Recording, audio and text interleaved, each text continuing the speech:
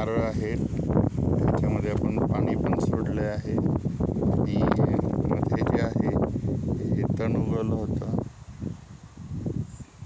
मी कापलं होतं, पण ते सारखंच यायला लागल्यामुळे शेवट मग तणनाशक मारावे लागले.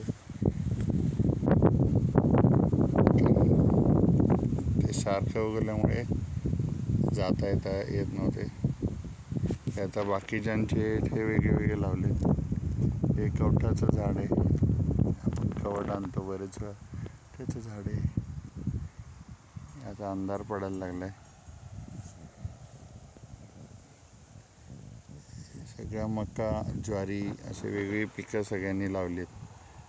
हे इथं मका ज्वारी मिक्स लावले. हे जनावरांसाठी हुंडी म्हणून वापरतात, खाण्यासाठी वापरतात. तिथे एक गाय आहे बांधलेली, आपल्या शेताच्या एंडला आहे, बाहेरच्या बाजूला. इकडे वेगवेगळे असे पलीकडे कडुलिंबाचं आहे, शेवगा आहेत लोकांचे. आपले अजून लहान आहेत, लावले आहेत आपण पण.